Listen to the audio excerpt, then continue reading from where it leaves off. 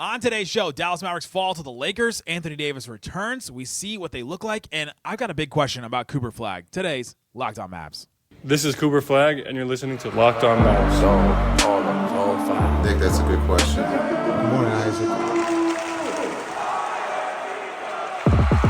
are Locked On Mavs, your daily Dallas Mavericks podcast. Part of the Locked On Podcast Network. Still can't leave. Your team every day.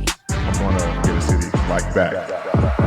And welcome. You are Locked On to the Dallas Mavericks, your team every day. My name is Nick Angstadt, media member covering the Mavs for 10 years. Thanks for being every day or making Locked On Mavs your first listen each and every day. Making Locked On Podcast Network, the #1 sports podcast network out there. Today's episode is brought to you by FanDuel. Right now, new customers can bet just $5. If you win, you get $300 in bonus bets to use across the app. Head to FanDuel.com to get started. Joining me, as always, my co-host, media member covering the Mavs for 10 years, right alongside me, the Luka lover, the one more thinking. What you got for me, Isaac Harris? Yeah, experienced a taste of hell tonight, seeing LeBron and Wade doing a courtside interview. As soon as I turned the game on, straight into a Lakers jersey and Luka, and I was like, you know what? And then I didn't know Wade was calling the game, so I was like, you've got to be kidding me. I'm gonna have to put this on mute until I see Dirk's face back on my screen. Over under minutes, you actually listened to the broadcast of the game. 2.5. Oh, under. Yeah. Yeah. I mean, I watched that thing in complete silence for majority of the game. And my wife's like, are you watching the game? I was like, yeah, I am. It's kind of enjoyable, to be honest. They need to do the League Pass stream that is just like non-announcers, just game noise. Like just... Yeah, shoes squeaking and everything. And then, I'm not kidding you, the game ends and I actually unmute it then. And it's like showing, or it's like right at the end, and it shows... It like has a single shot on Wade, and he's like, "Yeah, man, we just had some good times just playing together, winning those titles." I'm like, "What? Whoa! What? Why are we going down memory lane with They do a montage of him Wade and right now? This has nothing to do with him." So anyway. And that's the last we will talk about Dwayne Wade on this show. We'll talk about the Mavericks lost to the Lakers. We'll talk about the insane offensive game the Lakers had and why the Mavs had no answer for it. We'll talk about Cooper Flagg and his playmaking and his game. We'll talk about Ryan Nembhard and his start and the decision Jason Kidd made and all that. But let's start here, Isaac Harris. Anthony Davis made his return, and you and I were both very big on the fact that I didn't think Anthony Davis should return in a game like this, that I thought that more bad could happen than good could happen in a game like this. And I did a whole episode. I was like, I think it would be a mistake if Anthony Davis returned in a game like this. And I said over and over again throughout the last couple of weeks, I think he's coming back for this Lakers game. And then you and many other people were like, no, that can't happen. There's no way they're going to do it. And I was like, nope, they're going to do this because I think Anthony Davis and his camp are going to push for it. And honestly, all said and done, I don't think that much damage happened in Anthony Davis's return. He came back. He was fine. He got cooked a couple times, but everybody got cooked on the Mavericks tonight because Luka and Reaves just could not do anything wrong at all in this game. And I think overall, Anthony Davis, it was like a fine comeback game. Yeah, I think fine is the best way to say it. I didn't want him to come back for two reasons. One, he's been out of game shape for a long time. He has the injury. And to come back against Luka on the national stage, I'm like, dude, I just don't want you to get cooked. And just the whole narrative and all the stuff, like all the noises about that. And then second, just the injury part of it. And I've been pretty adamant too of like, hey, if you've already decided on trading Anthony Davis, I think you need to do it sooner rather than later, because I just in today's game, I don't like playing around with any of these calf strains anymore. It's like it just feels like we've seen too many big names have a bigger injury after a calf strain. So I am nervous every time Anthony Davis steps on the floor right now, mainly for the fact of it. I think that the Mavs will eventually trade him before the deadline. But for him tonight, yeah, I mean, I thought he looked like a guy coming back after, for his first game in a while. I mean, he was sluggish at times. He was a bigger body down there and, caught a lob. Somebody, I think it was Nembhard, threw him a lob at one point. I'm like, that's like second year in New Orleans lob if AD gets even close to catching that. But no, I mean, he was fine. And it's not like Luka singled him out every single possession and, and all that. So he was fine. Didn't dominate, but didn't like embarrass himself. Didn't get hurt either. So that's a miniature win for Dallas right there. And now it's this question of like, what is Anthony Davis bringing? If they are going to trade him, which it does sound like they're going to, the reports have been, we think that that's the best decision for the franchise going forward for various reasons. The Mavs are, the Mavs salary crunch next year. The Mavs are already basically out of it right now. Like what are you playing for? The shape of the team going forward, the fit of the team going forward. There's so many other things that we've talked about over and over again. But if you're going to trade him, then yeah, it's almost like only something bad could happen if he gets hurt. But there is the reports that he's got to build up some of his trade value back. That the Mavs, I think what happened is the Mavs heard some of the trade, like requests, or heard some of the trade offers, and we're just like, we can't take any of this. He's got to come back. We can't just trade him now. We've got to have him come back, play some games, and then build some of that back up and that goodwill back up across the league and see what happens. And this was like, all right, we're bringing him back in. It was like a normal coming back to play game for Anthony Davis. And it was his first time back at Staples Center or at Crypto or whatever you want to call it now. And that, I think that Dinwiddie's home. That was a special place for him. Dinwiddie was there courtside too. And with Floyd Mayweather. Yeah, what a weird combo. But it was, it was probably a really special moment for him in his career. And so I'm glad that he was able to do that and get that in there. And I think he does impact winning for the Mavericks. I think that obviously we were so high on him in the offseason that he was a top 10 player to us in the Lockdown Top 100, that he'll impact winning for the Mavericks. And honestly, that does more harm for the Mavericks than it does good at this point too, which is another just weird like conundrum the Mavericks are in, that they can't be bad next year, but they kind of need to be bad this year. And I don't know, the whole Anthony Davis experience is now a complete conundrum for the Mavericks, because it's like, all right, well, if you're a Mavs fan, are you rooting for Anthony Davis to do well? Are you rooting for him to do well because of trade stock? Are you rooting for him to do well because you still believe in this Mavericks team and you're waiting for Kyrie to come back? Or like, do you want it's such a weird relationship with Anthony Davis. But I think in this game, like we've said, 12 points, 5 boards, 5 assists, and 3 blocks. It was like a fine return from injury game where you'd be like, all right, he's ramping back into it. Yeah, and they didn't force anything with him either. I think just some conversations, over the past like week or so, was like, hey, what's the offense going to look like when AD comes back? Even healthy or not, when AD comes back, this offense has looked a little different with him out. With Cooper and PJ and these guys on the wings, they've been playing a little bit faster, a little bit more freer ball movement and everything. And when AD comes back, are you going to go back to just like passing to him on near the elbow or just inside the 3-point line and asking him to work and all this stuff? And they just didn't like force that a ton. And that's what I was like more happy about, of like, hey, we're going to first game back, you're just going to come in and just like jump into the system. The first few possessions got a little worried. I thought that's what they were trying to do, like slow everything down, give the ball to him. I was like, oh no. But he hit PJ with the cut, and they didn't consistently go back to that. So I was happy with that. So yeah, it was a fine game. They already, said post game, Jason Kidd did. I seen Mike Curtis tweeted out there in LA that AD's not going to play against the Clippers on Saturday. So yeah, I mean, I'm sure they're going to take it super cautious. And, that first trade season, a lot of people say the trade season starts on December 15th. So that's coming up in a couple weeks. And, we'll just see what the next, few weeks unfolds. And I mean, he came back, had a decent game. The Mavericks overall, I mean, you could go down through the different stats that they won tonight and say which one was more impressive. Second chance points, 26-4, bench points, 42-12. They won the rebounding battle. Hello. Hey. And they still lost the game. They're still 5-15. And so some decisions are still going to be coming for this roster over the next coming weeks. Can we give me a minute to dunk on something again? Oh, what are you going to dunk on? Been dunked on over and over again. But this game was a microcosm of why the Nico Harrison vision was just flawed from the beginning. We got multiple Nico dunks to do in this game if you want. There's so many you could do, but this is one where you just go, like, look at that guy across the way from you and look at what he's capable of doing and what he's able to create out of nothing. And then you look at, all right, I know Anthony Davis has come back from injury. This team has been good defensively. A good defense can just get destroyed unless you're the Thunder, who are just the greatest defense that we may have ever seen right now and have tons of ball handler defenders and point of attack defenders. But you're going to get destroyed by good offense in the NBA more often than not now. There's so many people complaining about, wow, they don't let defenders defend anymore. Look at all the fouls that they've called. Look at the fouls they called in the second half of this game. Like you just don't get any advantages as a defense, and to double, triple down on defense and be like, that is what's going to win us games. That's what's going to win us a championship.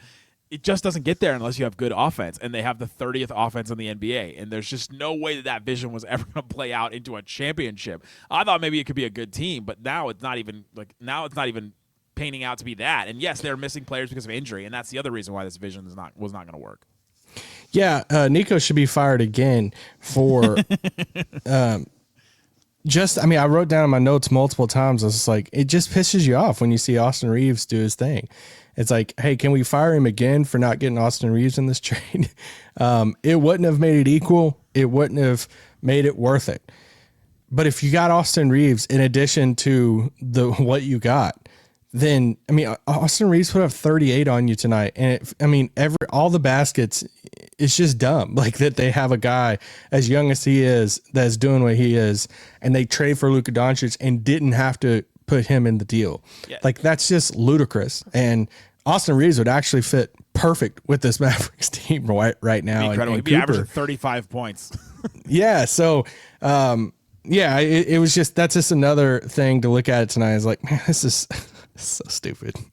I know you didn't hear this part, but Candace Parker in the fourth quarter was like, oh, what a luxury it is to have Austin Reaves be able to run the offense when Luka is sitting on the court. I'm like, Luka is sitting or doesn't have to do everything every possession. I'm like, yeah, exactly. We were all saying that same thing when the trade first happened. You're like, all right. Wade's like, that's what I did when I got up 7 times after being knocked down. And then it's one thing for Luka to be traded. It's another thing for what the Mavs got back. If we could dunk on it one more time. But coming up, let's talk about Cooper Flagg. Got a question about Cooper Flagg. Let's talk about Ryan Nembhard, his start. What an interesting decision by Jason Kidd. D'Angelo Russell didn't play a single minute in this game. Lots on back coming up. Today's episode of Locked On Mavs brought to you by DoorDash. The NBA season is heating up. It's in the NBA Cup. Isaac, I know you're a huge NBA Cup guy, but that is happening. And nothing like Cup basketball. Nothing like Cup basketball in those courts. Don't ask Luka about that. But go get DoorDash for those Cup nights and all that. DoorDash is the official on-demand delivery platform of the NBA. They're celebrating something called the Bag Drop. Every time an NBA player scores 50 in a game, DoorDash drops 50% off your order with Dash Pass the next day. You're automatically entered for a chance to win the ultimate fan bag. We're talking player-inspired drip, exclusive gear, stuff you're actually going to want. So go check it out. See what you can get with DoorDash and Dash Pass and the Bag Drop. Next time somebody goes off for 50 points in an NBA game, use promo code NBA50 the next day to get 50% off on DoorDash with Dash Pass. Plus your shot at the Bag Drop. Dash Pass members only 50% off up to $10 the next day after a 50-point game with the promo code. Terms apply. No purchase necessary. Ends April 13th. Open to U.S. residents 21 and older. Visit DoorDashInYourBag.com for full details. DoorDash in your bag all season long. Also brought to you by FanDuel. NBA is here. Again, Cup nights. The Mavs are a 6.5-point underdog against the Clippers. Clippers have not been good this season, but Anthony Davis is going to sit, so that affects the Mavericks for sure. Check that one out. The Mavs plus 195 on the money line. So if you're real confident the Mavericks are going to win, or if you're real confident they're going to lose, minus 235 for the Clippers. And if you're a new customer, you put down $5 on that. If you win that, you get $300 in bonus bets, plus whatever you won on the bet too. All kinds of other stuff you can do. The Cowboys are heating up. Talk about a team that's actually heating up. So go check out that. There's all kinds of lines with them. Go check it out on FanDuel. And you can get that deal right now. Head to FanDuel.com to sign up and play your game with FanDuel, official sports betting partner of the NBA. Please gamble responsibly. Shut it down! Let's go home! Thanks for hanging out with us on Locked On Mavs, being part of the show, part of the Raccoon Squad. That's what we call our listeners, listening every day. We appreciate each and every one of you for checking out the show and for hanging out with me in this attic that I am trapped in. This is where they lock me away during family gatherings when they don't want to hear the podcast anymore or hear about the Mavericks. This is where they lock me up. All right, Isaac. The Mavericks lose a little like Dalton Connect tonight. Is it the hair? I think it's the hair. The waves looking good too. All right, so I'm in the airport, and I get a water from this kiosk, and this lady goes, "Oh, that's $9." I just love your flat top. Incredible. My husband is in the military, and he had a flat top too, so I know exactly what they look like. And it just looks great on you. Does she have one of those like canes in front of her with a tennis ball on the end? I'm gonna say she could not see the top of my head, so maybe from the bottom looking up, maybe. I wouldn't classify what you have as a flat top. I would classify it many ways, Johnny Bravo being one, but the flat top is not something that I would classify that. That's probably something you just go along with. Be like, yeah. Yep. I was like, yep. It's like she was like, "Are you military?" I'm like, "Absolutely not. No." And nothing about me screams military. I don't think. Respect to But all I have a those podcast. Yeah, right. Yeah, I'm the opposite. I'm a podcaster contributing to society in many ways. Oh, Mavs lose You this heard game. of Nico Harrison? I got him fired. Mavs lose this game, and Ryan Nembhard gets the start. Yeah. 17 points, 4 assists. He has 3 fouls all in the first half, so he's limited in some of his minutes, but played 23 minutes overall. 3 of 5 from 3, 7 of 11 from the field. This decision by Jason Kidd I thought was interesting because last game and the game before, I guess, we saw Ryan Nembhard really make an impact on what the Mavs are doing, really make the offense work. He's the lube, the oil that made the offense like greased up and actually move and go. Sorry, he's the gravy. He's the gravy that makes it go. I just don't know if I want to be called the lube. You're not. I'm calling Ryan Nembhard that. And he, I thought, had to take his own shot because the Lakers were not defending him. They were backing off of him. They were dropping on all the pick and rolls. They were like, all right, we know you're a passer. We're just going to play these passing lanes. And I thought he stepped up to the plate in a big way. 17 points in his first start and starting against the Lakers, against Luka, big game like that. Anthony Davis's return, a two-way guy that's 5'10". Like, I thought that was an amazing game from Ryan Nembhard. Heck yeah. Keep on starting him. He's fun. It's kind of like, I mean, this is, I'm going to do a couple football analogies on this episode today, but this one hurt my heart because it was during the Ravens game, but it was early on. What was the score of that one? Shut up. Who did? It's early on the Ravens-Bengals game. Nick is a Bengals fan. I'm a Ravens fan. It was ugly. Bengals won. But it was one of the first fourth downs that the Bengals went for it on. And the Bengals have 3 wins on the season, and they go for it on fourth down. But the announcer, I forgot who was calling the game. He was like, "Well, yeah, when you have 3 wins, you just go for it. What do you have to lose?" And that's kind of like starting Ryan Nembhard. It's like, who cares? Like, you have 5 wins on the season. Nothing is really working offensively. What do you have to lose? What are you going to do? Lose the game? Who cares at this point? You've already lost so many games. So that's why I'm just like, start him every time. Like, he at least gets people involved. He hit shots tonight. I loved it. So I'm all down for it.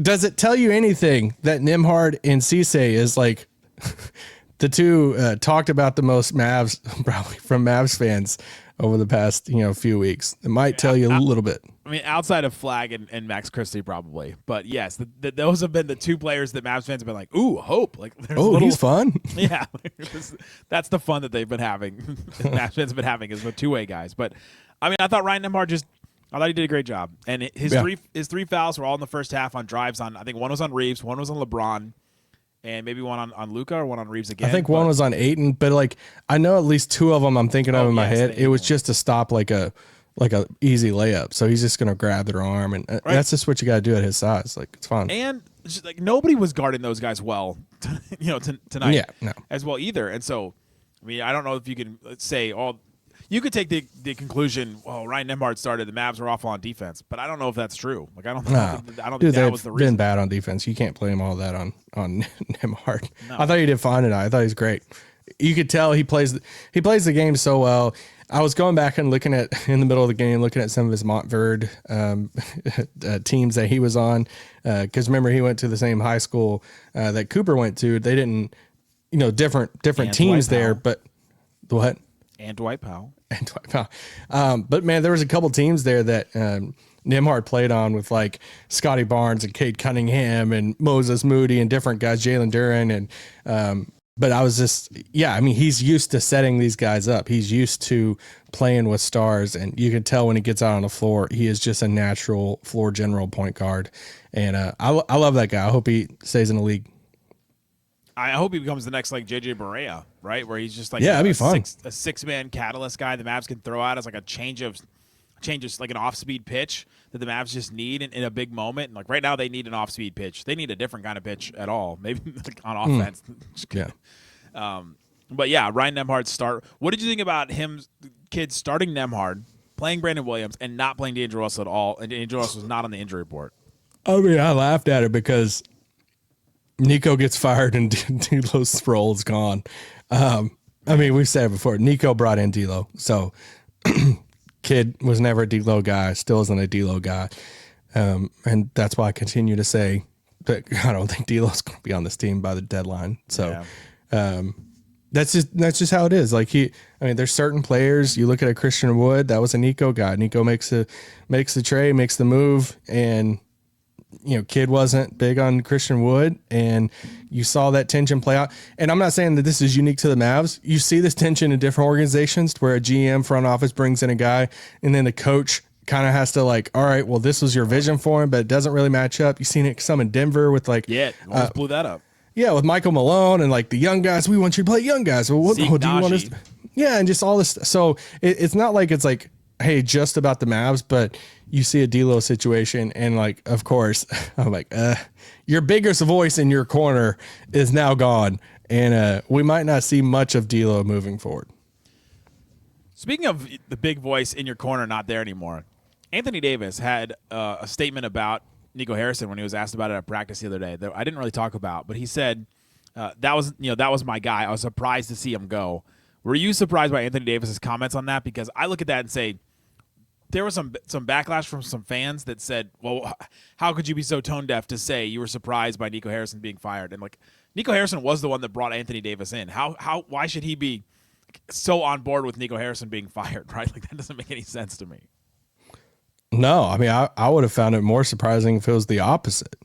Yeah, that guy needed to go. Yeah, I mean, that's his guy. I mean, if there was ever somebody that believed in AD, I mean, who believed in AD more than Nico Harrison to do this? Literally not the Lakers, not LeBron, probably. Yeah, so I mean, you had one dude who literally put his entire career on the line to back your career and to and not that this was AD's fault and all the stuff, but it's just if there's one guy that's going to be at a podium saying that's still backing Nico, it better be Anthony Davis. Speaking of backing Nico Harrison, did you see the video of him getting backed out of that bar in Dallas? I did. Yeah. I mean, I don't know what I don't know what to say. You can't expect anything different right now if you're Nico. I can't imagine. I mean, I think he thinks I'll just walk through and nobody will notice me or realize that I'm here, and you're just no, this is business. Until someone asks for a picture with him, and then he wants to, yeah. That's right. All right, Cooper Flagg, 13 points, 11 assists, 7 boards. My big question is one that slightly sent in our group chat today. Is he just going to be a 10-shot a game guy this whole season? Is that what are they never going to adjust his role? I feel like he made the right basketball play tonight and had 11 assists, career high, which is awesome. Made some incredible passes. But is this what we're going to see from Cooper Flagg this season? No, I'm going to go back to the NFL analogy for a second. He's Alex Smith in Kansas City. He is making all the right plays. This is pre-Mahomes. He's making all the right plays. He's like the system quarterback that you're making all the right plays.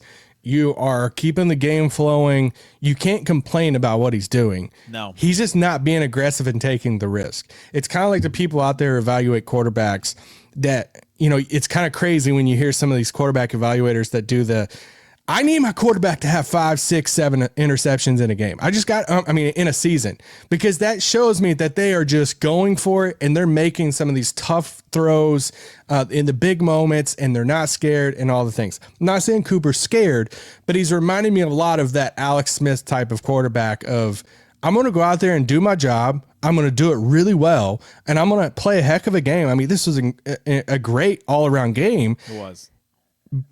But Cooper, you want him to be a Mahomes. You want him to be that next level of quarterback that, hey, even if you do have turnovers or miss a ton of shots or you fill in the blank of the mistakes or the things that might not go right, you want him to eventually, and I think he will. I'm not walking out of this game being Cooper's scared of the moment. He's 18, he's 20 games into his career. If this is year 3 and he's doing this, I'm a little bit more worried. But I think he's just still finding his rhythm. I do personally want him to be more aggressive, taking more shots. and like just getting to the rim more, all the things. And I don't care if it comes with turnovers, missed shots, and you fill in the blank. So I just think he's just playing it safe right now, and he's still playing really well. Now, this was a team that was actually good and made the Eastern Conference Finals, but how many shots a game did Jason Tatum take his rookie year? Oh gosh, I have no clue. I have no clue. 10. Like sometimes, like you have to play the role on your team, and sometimes you grow into this being a shot maker. And Jason Tatum's one of the best shot makers in the NBA right now. And like I don't know what Cooper is averaging, but I mean I thought he would average 16 to 19 a game. So what's he at right now? This is riveting. Sorry, this is 13 and a half. Okay, so I thought he'd be a little bit higher than that, but I didn't think he was going to be scoring 20 a game. But no, well, I thought he could score 20 in a game, and and then when the Mavericks started to be bad, I was like, ooh, he probably is going to score 20 in a game because the Mavericks are going to need him to step up and to score in some of these moments, and they have in some moments, and they've gone to him, but he has these little like stretches. He's ever since preseason, he's had these moments where it's like 3 buckets in a row. We see him like string together some of these possessions, and you wish like he just did that once a quarter. You know, like if he could do that once a quarter and do it 4 times, then he would finish with 20 points like we've seen before. But the offense was not the problem for the Mavericks tonight. It was one of their best offensive nights of the season. They hit 14 threes, 17 to 20 from the free throw line. They had 28 assists. It was just one of those games where they just could not stop the Lakers at all. Could not stop Reaves. Could not stop Luka. And that was what. I mean, they shot almost 60% from the field. The Lakers did. I mean, a team shoots 60% from the field and 50. You don't win. 51% from 3. I would go out on a limb and say most teams don't lose when they shoot that. And it wasn't. A clutch. I'll say this: it wasn't a clutch game for the Mavs either. Yeah, I mean, they're shooting a lot of that because they're getting a lot of open looks, and they're getting a lot of open looks because they have Luka Doncic, who, I mean, they were blitzing Luka so much of the night. Luka even said it post game. He's like, "Yeah, I had a feeling that they were going to blitz me most of the night," and he's like, "I love it because I can just get more people involved." And especially whenever you bring in that blitz, I put this in the subtext, but whenever you bring in that blitz and you double team onto Luka, and they know that that's going to happen, and they start bringing that first pick and roll guy, the first big, up near half court, and you start your action near half court to where then you're bringing the double that high up near half court. Well, then you're just saying Luka Doncic at 6'8", 6'9", now you're getting double teamed near half court. Well, you just have Picasso's canvas here to just like pick out wherever you want to throw the ball. And he's going to make this pass all the time in the right decision. We've watched this. So we used to be on the other side of like, oh yeah, dare you to blitz him, dare you to double. He's going to make the right pass every time. Just sucks being on the other side of it. Yeah, he made the right pass all the time and then scored 35 points on 18 shots on top of that. Yeah, it's great. It's great, bro. It's great. Just how do you get rid of that guy? Wild. Speaking of how do you get rid of that guy, don't get rid of PJ Washington. Keep him. You can't trade him this year, but man. Yeah. 22 points, 9 boards, and he's just the one that just keeps trying. He's the heart and soul of this team, and I think one of the reasons why the Mavs keep fighting. Every time we watch this Mavs team, we go, man, they just fight. Except for that Memphis game. That's really the only one where we haven't seen this Mavericks team actually fight back. And PJ, I think, is the head of the snake when it comes to that. The effort, the intensity, I'm going to force my will against yours. He's the one that's doing that. I don't know that anybody else on the Mavericks is like, it's my will against your will, and I'm going to beat you here. Yeah, he's never going to back down. I mean, I'd say Naji's probably like that too. I want to shout out Max too. I mean, Max started off with 2 corner threes. He continues to just shoot the ball really well. Just incredible. And I went back and found the tweet, and I tweeted back out tonight. One of my favorite sarcastic tweets of my entire time on Twitter was right after the Luka trade happens, and we're all like just the day pissed of. off. It was February 2nd. No, it was a few minutes after. I went back and looked at the time where Shams tweeted, and then when I sent out the tweet of like people are sleeping on Max Christie, and dude, I mean, I legit had a few DMs like calling for like, I'm going to find you outside of a game, coming out of a game at night. And some of the replies on there about how mad, like, I mean, it was, I've used sarcasm a lot in my life, but that was a peak sarcasm moment. And It was tough. That was one where we're on the phone still talking after we post the show, and you go, "Hey, watch this."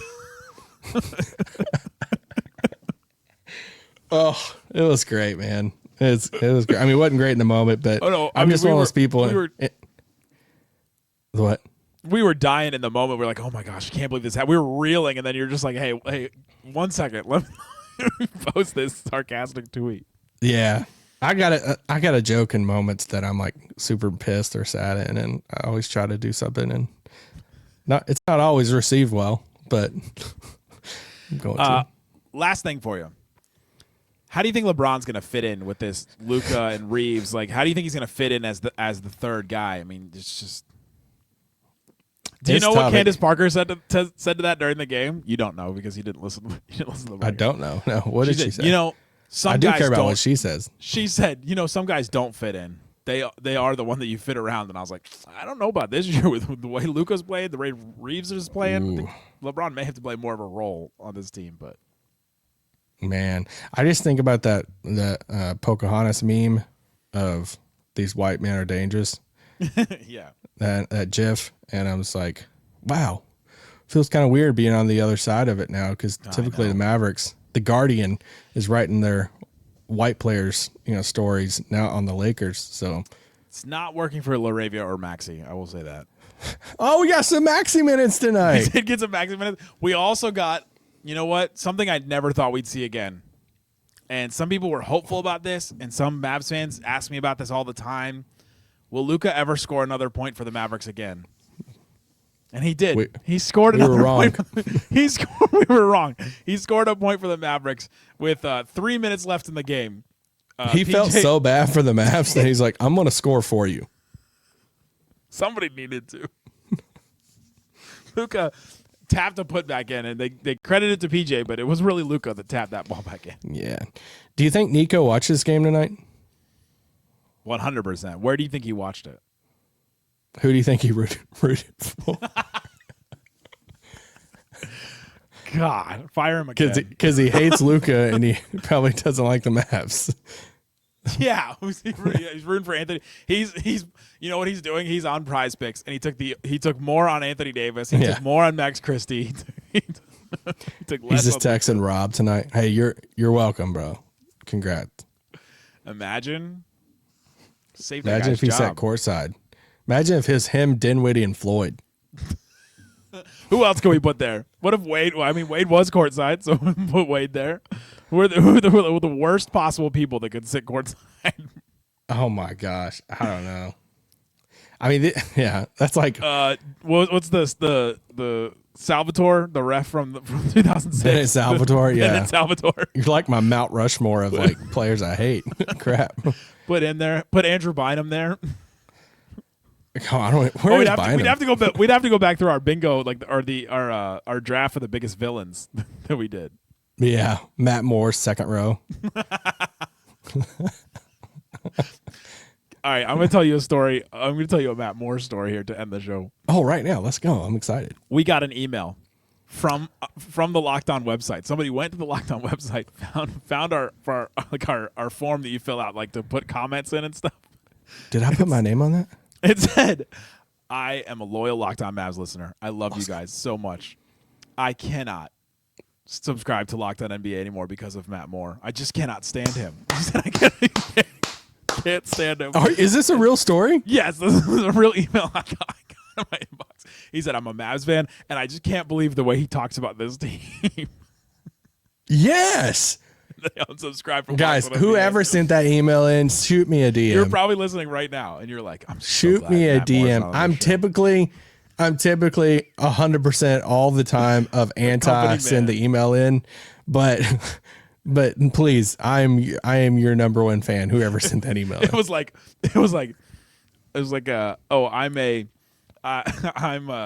I have a company, and I love to hear feedback, especially when it's negative against my product. And so I thought that you would want to hear the negative feedback against your product. I love this so much. And I was like, you know what? I almost responded back and said, you know what? I don't blame you. Like, Matt Moore is not everybody's cup of tea. You just email back and I was like, You should have just texted me this. Yeah, Like, you, like I have your number. Like I know you don't have to listen to Locked On NBA if you don't want. the Mavs put out a new City Edition court, and Matt Moore is like, "Burn Dallas down." They shouldn't. I mean, this is an embarrassment. Like, they're the worst team. Did you like that Luka and LeBron like made it so that the Mavericks didn't have to play on the cup court?